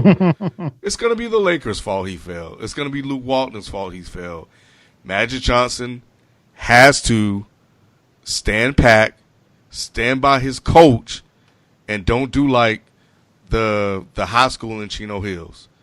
Yes, good point. And fire him. he has to prove that he runs that organization and don't cave in to LaVar Ball's loud talk. And that's the only way you can really get him. I mean, you're not going to ever get him to shut up, but it can help by not being bullied, because that's essentially what he's trying to do. He's trying to bully them into making a decision. So that's pretty much all I got, man. It's just crazy, but we're not done. He's just getting started. That is so true. That is so true. FIFA, what about you, man? It's the Lakers, man. It's the Lakers. It's the lineage. It's Magic Johnson. It's Showtime. It's all of these things. And like Ken said, you know, they knew what they were getting into, but is it time? And I even read a quote right before we came on and started recording. Reggie Miller suggested that Magic should tell LaVar to cool it, if you will. Should Magic say something, or can he do anything at this point? Well, I think he already did something, and I think anything else would kind of be not necessarily overstepping. It wouldn't be good for PR. And pretty much what Magic controls is the Lakers organization. He doesn't control ESPN. He doesn't control any other platform that wants to give LaVar the stage. And what he did is he told Laker personnel that we are only interviewing Laker staff members. LaVar is not a staff member, so we can't interview him. So we stopped doing that. I think that if Magic says something publicly, it makes it look like LaVar does have their ear. And I believe for perception purposes, the Lakers just need to steady the course and maintain. What goes on with the Lakers, LaVar has nothing to do with. You know what I'm saying? When it comes to organizational or anything else. So I think they need to maintain their silence. I don't think they need to address it. Obviously, what Luke Walton is doing, kind of laughing it off. So that's the extent of it. You can't give this any more gasoline, because if you do, it's not just going to be a fire. You're going to blow something the hell up. And it doesn't need to do that, right? Because already Lonzo is, after LeBron, the most highly scrutinized and publicized rookie that we've ever seen, right? And he struggled, and he's starting to find his way. Right. We don't need to add anything else. There's already a mountain of crap that Lonzo has to overcome, because you're 100% right. He's going to have to deal with this in the locker room. Certain people may ask him about it. I think Lonzo's just going to play it off. Hey, bro, that's just my dad. He's been like that for forever. Yeah, we know that. You know what I'm saying? So I think it kind of gives him an out. But at the end of the day, the front office of the Lakers organization does not need to address this publicly at all. If they do it behind closed doors, I'm fine with it. But if you do it publicly, then you're saying that where there's smoke, there's truly fire. And you do not want that. You don't want LaVar to be able to infiltrate that infrastructure and then just demolish it and be like, well, they're dumb because they didn't draft all three of my boys. No, he can't. No, that is. Hey, he probably would say that too. Of course, that's what he would say. Like the Lakers can't let that. Like, put it like this: Jeannie Buss don't need to be thinking about no LaVar Ball right now. Okay, like that. That's just where it needs to be. But yeah, man, that's what I got on LaVar Ball and the thing. I think we need to talk about his other two boys debut in Lithuania. We can hit that. We got time. We can hit that. B, what's your take on it, man? Magic, I don't want to say he's in a crossroads, but I mean, people are looking to him to see what he's going to say or what Lakers as an organization are going to do. What's your take on what Magic should or shouldn't do? I thought Magic already said they had a sit down behind closed door talk with LaVar, if I'm not mistaken. So he did. I mean, it's interesting. Yeah, it's interesting to see LaVar still popping off. Huh?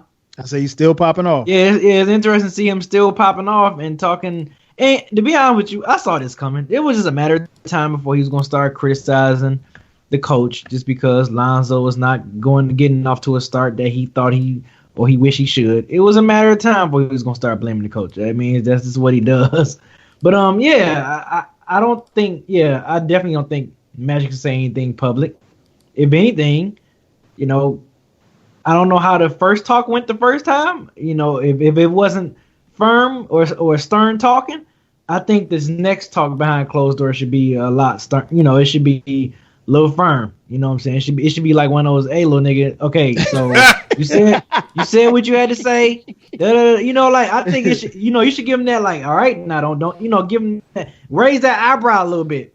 Raise that eyebrow a little bit, Magic, and make your voice a little more stern, man. Like that. I think if that's the case, that's all I gotta say. I think you just gotta be a little more firm. I think FIFO and Akin made some good points, but yeah, I thought they already had this talk, so I think obviously Magic need to put his dude to the side. But it's funny, like seeing all this still makes me think about what Isaiah Thomas used to say when he had his story about his mother, and he's like, you know, this stuff been going on for decades. Right. It's just with the internet and social media, we all seeing it now. So it's just amazing that, like, you know, seeing social media and seeing people, even coaches, you know, you got Stan Van Gundy and Rick Carlisle, like it seems like the coaches are starting to bond and get Luke Walton's back. So it's like how many more coaches gonna come out and start like voicing their support for the coaches and saying, hey man, LaVar Ball, this dude need to chill out or whatever. So that's another dynamic that's interesting. I want to see play out as the season goes, man. But yeah, Magic need to give him that raise the eyebrow talk.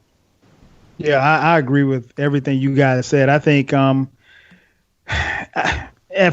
I first heard about the quote, I'm like, the first thing that came to my mind was like, why is ESPN interviewing this guy? You know, like, I mean, like there's really not much LaVar can tell us that we haven't heard from him. And, you know, I think the Lakers tried to, you know, kind of stop some of that with making their, you know, they came out with some statement about, you know, where players can be interviewed and where people can be interviewed. And it basically was to circumvent the press from going and venturing into the area where LaVar was, so you wouldn't be getting post-game quotes from him.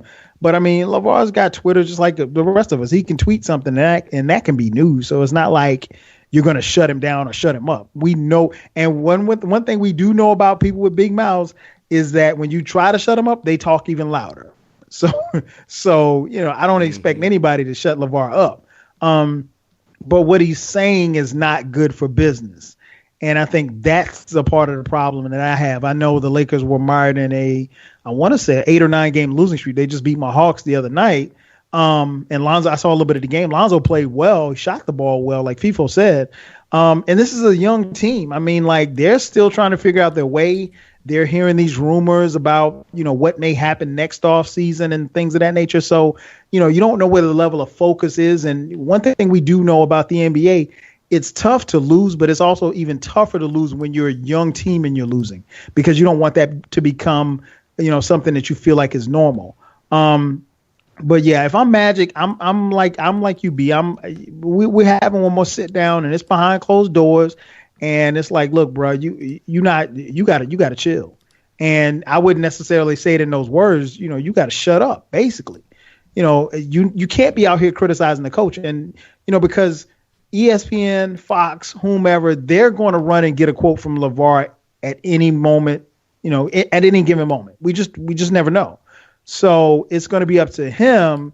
He can, you know, he can talk without being critical. He was very critical of Luke Walton, and Luke Walton can coach. I mean, we saw what he did with Golden State. Now, you might say, okay, well, yeah, it was Golden State, but still, he can coach, and this is a young team, and, you know, I don't buy for a minute that he's lost the team.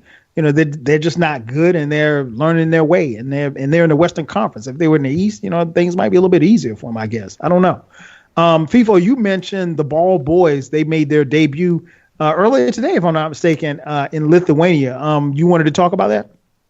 Yeah, man, because, you know, I was critical about LaVar and saying that this is definitely not the vision that he had envisioned with all 3 of his boys making the NBA.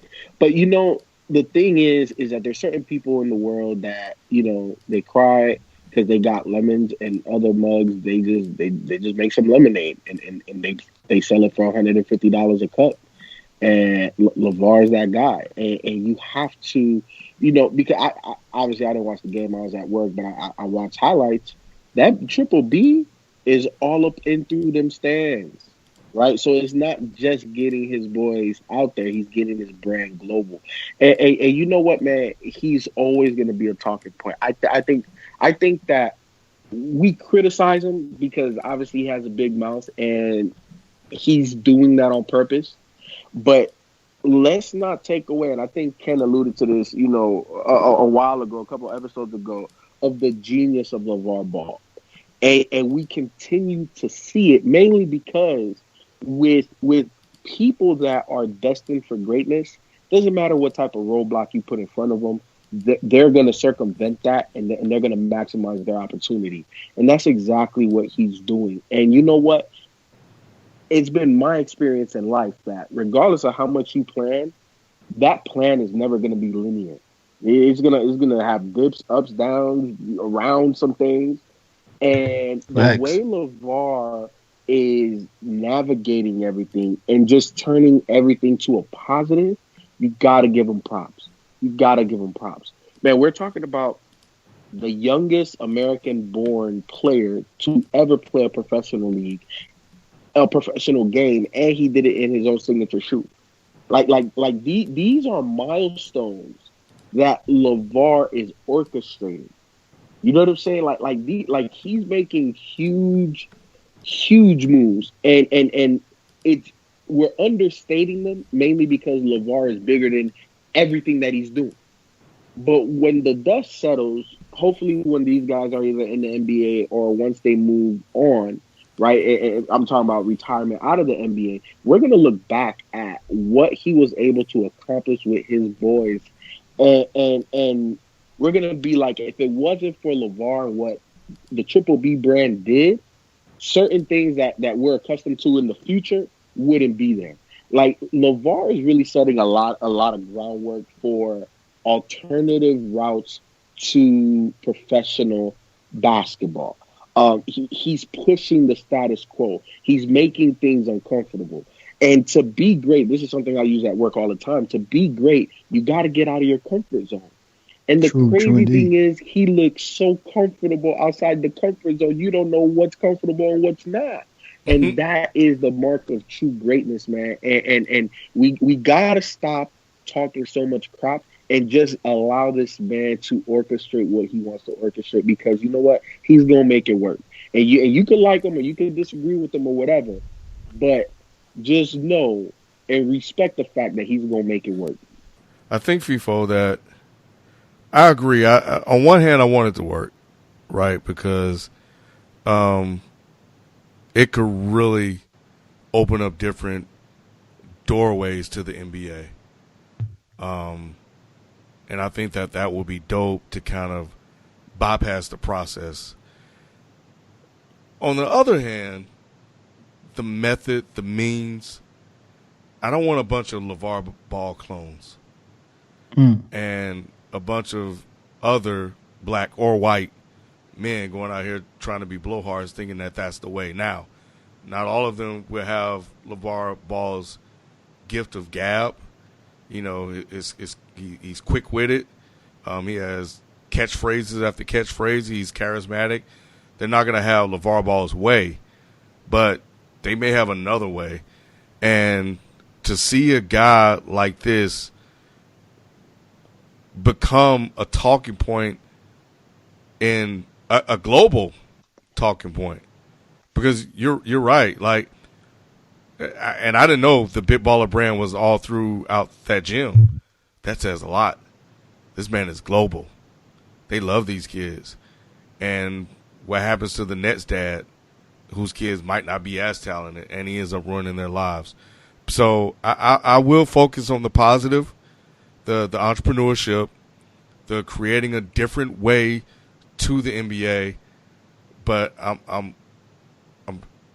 conscious of the unintended consequences that could come from this. But you know what, Ken? Yeah. I understand where you're coming from, but at the end of the day, when you're not good enough, you're not good enough. And it doesn't matter how much cachet you have, you can't overcome that. The reason why LaVar is where he's at is because his three boys are as good as he advertises them.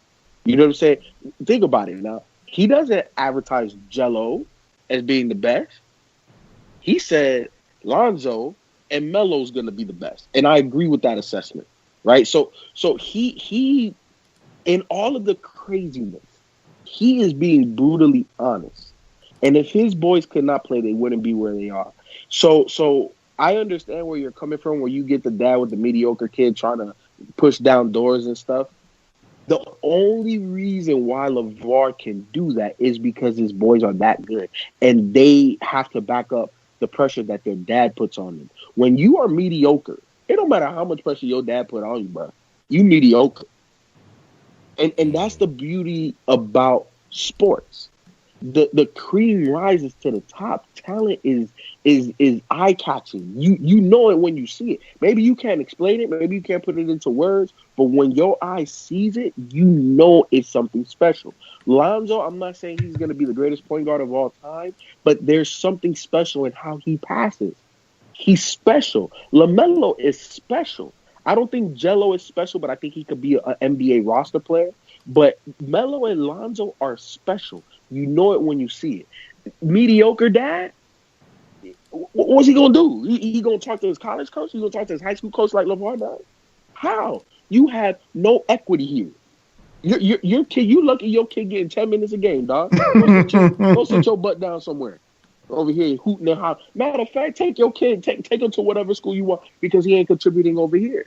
What's the dad going to do there? Oh, well, I'm sorry, coach. What can we do? How can you get my kid back on? LaVar? Oh man, I'm taking my kid to Lithuania. You mediocre, you ain't doing that. So all of that stuff will work itself out, Ken. I get where you coming from, but I'm not worried about that aspect, man. Just to play devil's advocate real quick, FIFO, and something that you just said, it caught my attention.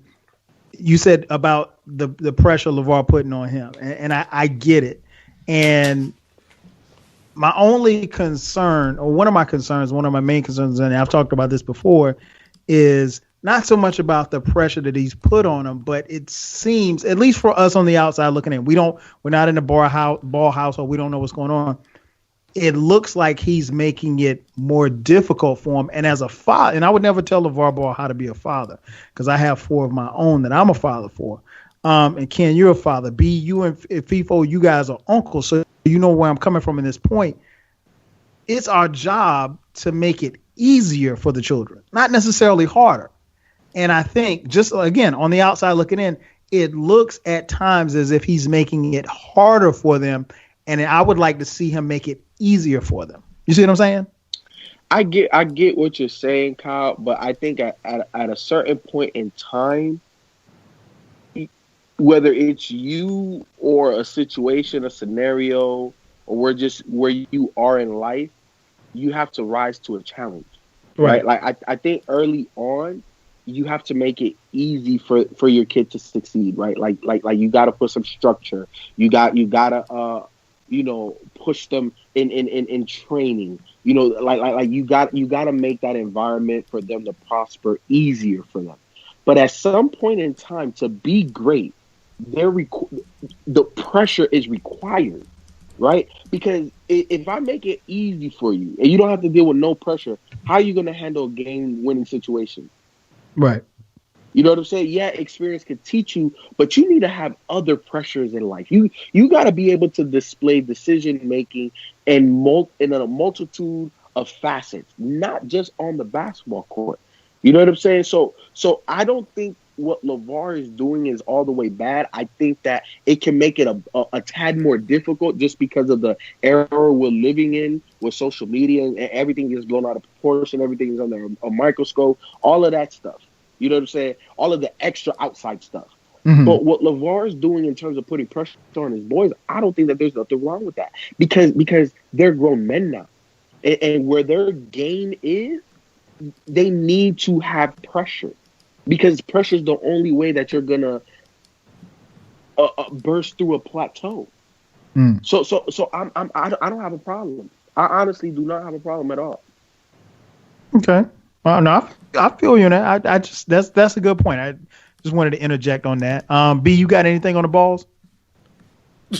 Ball. Yes.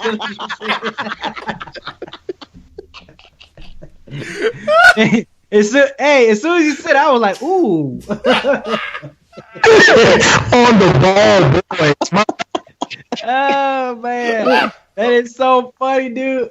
Like I swear, as soon as he said it, Ken, I was like, "Ooh, man, all right." You know, it didn't sound right, but I know you meant all well. Do you have anything on the ball, boys? Not on the balls.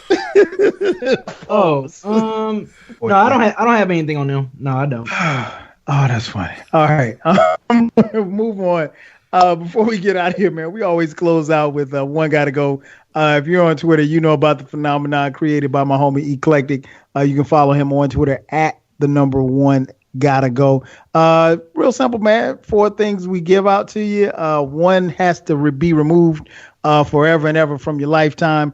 So that's how we do it. And of course, like I said, these are from Eclectic, not from me. We got a couple hip hop guys. Let me see. I got one NBA. Let's start with the NBA. One got NBA small forwards. One gotta go. B, I'll start first with you. Larry Bird, Kevin Durant, Scottie Pippen, or LeBron James. One gotta go. I gotta go with Scotty. Okay. You getting Pip up out of here. Okay. FIFO, Chicago native. Larry Bird, Kevin Durant, Scottie Pippen. He ain't even got finished the list. Scottie Pippen. He's the one that don't belong, man. All them other guys is getting 30, 40. They doing what they want to do. Pippen, even though he was nice, he was the sidekick. None of them 3 guys was the sidekick. So Pippen gotta go. Ken, what about you? Yeah, Scotty. Yeah. Scotty too hotty.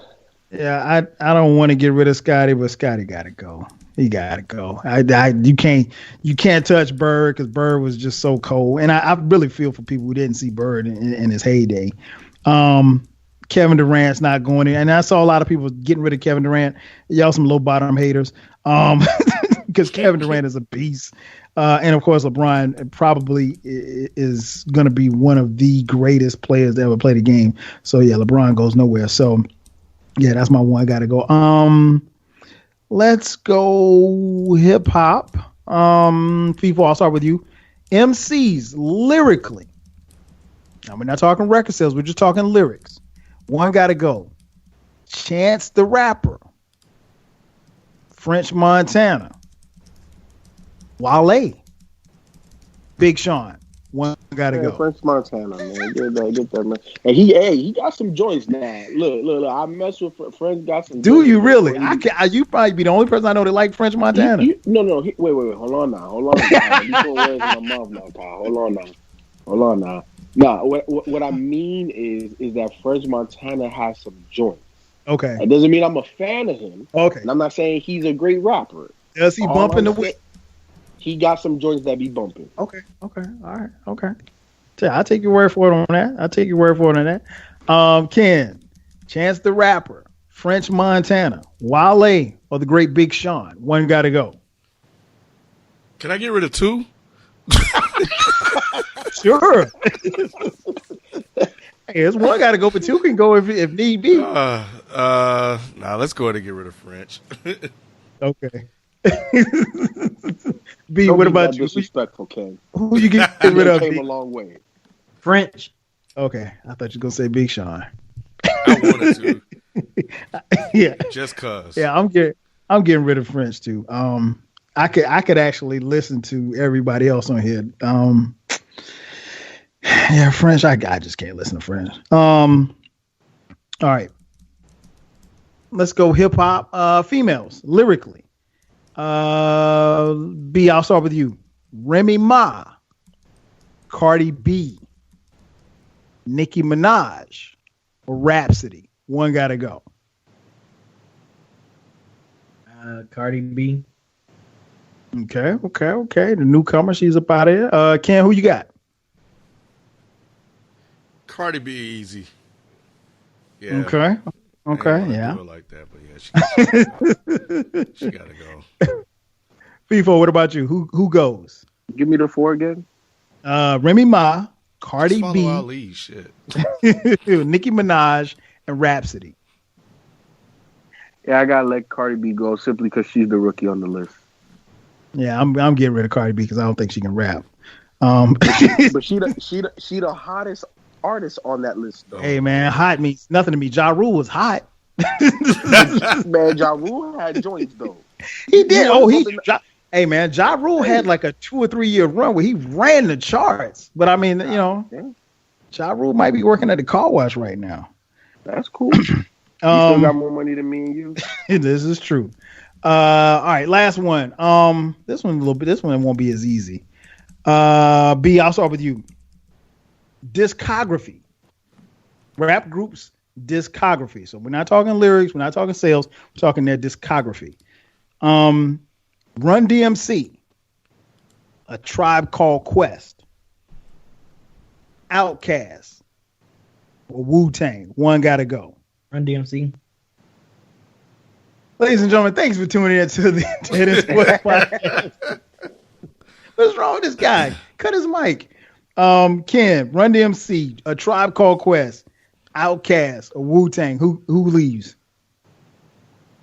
Damn, I think I'm gonna have to be with B on this one. Yeah. I'll be doing this show by myself. Outkast. I'll be doing this show by myself next week. You're asking for a lot, Kyle. FIFO, one guy to go.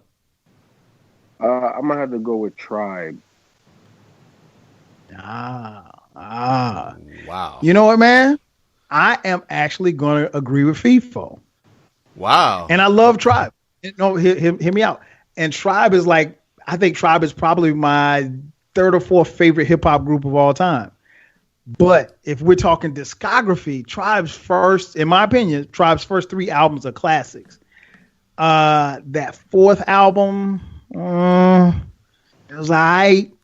5th album, Love Movement, just didn't do it. So, yeah. Everybody else, Outkast, Wu, Run DMC.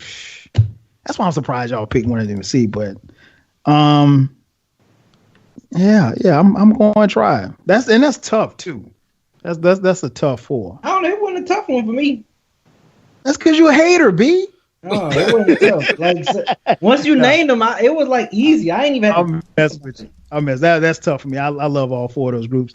It is time for us to close out the podcast. As I mentioned at the top, man, thank you for listening. If you haven't done so already, make sure that you subscribe to our podcast so you can get it. We drop this podcast each and every week. So it's time for our final thoughts. First up is my man FIFO. FIFO, what you got for your final thought? Man, look, I'm gonna keep it mad simple. I'm gonna be a man of few words.